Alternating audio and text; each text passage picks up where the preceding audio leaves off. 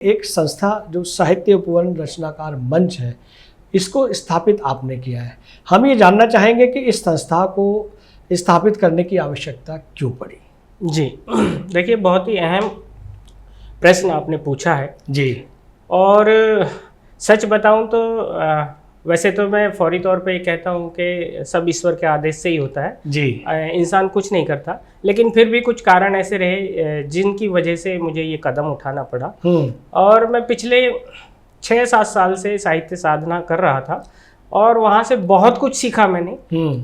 और गिरते पड़ते हुए टकराते हुए जो मैं सीख पाया, अब मुझे लग रहा था कि मैं उसे वापस करूं। और वापस करने का एक बहुत ही खूबसूरत माध्यम नज़र आया कि एक संस्था का उद्घाटन किया जाए, व्यवस्था की जाए जहां की नवांकुरों को जितना भी मैंने सीखा है, जो भी मुझे आया है, मैं उसे वापस कर सकूं, ताकि कुदरत का भी शुक्रिया अदा कर सकूं जी कि आपने अगर मुझे इस लायक बनाया है तो मैं अपने साथ बहुत सारे लोगों को इस गुणों को वितरित कर सकूं या उनमें रोप सकूं। तो इसी विचार से, और दूसरा भी एक कारण है संस्था खोलने का इससे अलग, कि इस दुनिया को तहजीब की दुनिया कहा जाता है जी। और ये बाकी दुनिया से थोड़ी सी अलग है।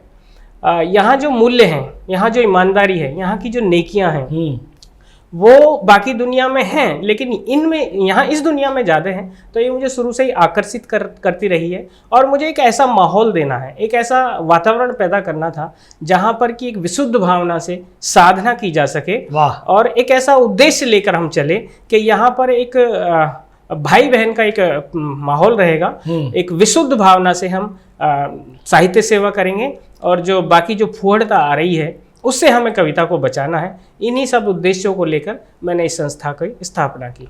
रोहित जी, आपने बताया कि ये ऊपर वाले का आदेश है, माँ सरस्वती का आदेश है, ईश्वर का आदेश है, पंच तत्व का आदेश है, सृष्टि का आदेश है। लेकिन बहुत सारे हमारे बीच में लोग रहते हैं, वो लोग ये नहीं मानते कि ऊपर वाले का आदेश है, ये ऊपर वाला कर रहा है। उन्हें लगता है कि सब कुछ वही कर रहे हैं, अगर वो नहीं करेंगे तो कुछ भी नहीं होगा। उन साथियों के लिए आप क्या कहना चाहेंगे?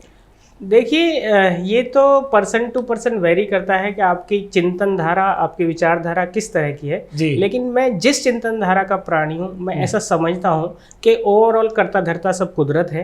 हम सिर्फ माध्यम बनते हैं। हमें जो ऊपर वाला इशारा करता है, जो आदेश देता है, हम कदम वही उठाते हैं। हाँ, हम अहम के तौर पर ये मान लेते हैं कि मैंने किया ना, मैं कुछ नहीं करता, मैं कुछ हूँ भी नहीं।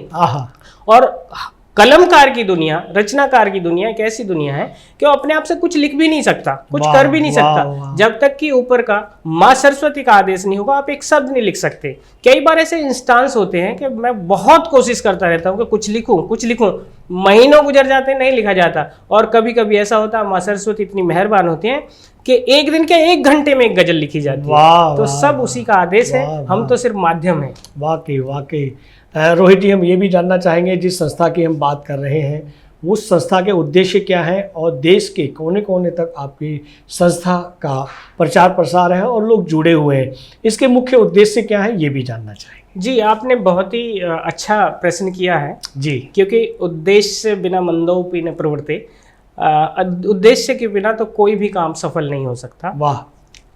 साहित्य उपवन रचनाकार की स्थापना कुछ उद्देश्यों को लेकर की गई। जी। मैं देख पा रहा था, मैं कई सालों से ये महसूस कर रहा था कि इस भीड़ में, इस भेड़ चाल में बहुत सारे लोग आ गए हैं, लेकिन उनका जो कला पक्ष है, भाव पक्ष में तो कोई सुधार कर नहीं सकता, भाव तो इंसान के अपने होते हैं जी, लेकिन कला पक्ष में हम सुधार करवा सकते हैं। तो कम से कम विशुद्ध साहित्य, जो वर्तनी की गलतियां हैं, जो बाकी छंद हैं, जो बाकी बहर है, मापनी है, उनका अगर हमको ज्ञान है तो हम क्यों ना उनको तरासें, कुछ ऐसा शुद्ध लिख के दे जिससे हिंदी साहित्य कोश में भी वृद्धि हो और समृद्ध बने वो। तो यही सारे उद्देश्य हैं कि हम लोगों को, नवांकुरों को यहाँ पर मंच देते हैं और उनकी अशुद्धियों को पहले दूर करवाते हैं, अभ्यास करवाते हैं। भाव पक्ष उनका रहता है, लेकिन कला पक्ष साहित्य उपवन रचनाकार के बहुत सारे गुरु हैं जो मेरे साथ हैं। मैं तो केवल प्रतीक मात्र हूँ। साहित्य उपवन रचनाकार तो हम सब मिलकर चला रहे हैं और विभिन्न विधाओं के विशेषज्ञ हमारे साथ जुड़े हुए हैं।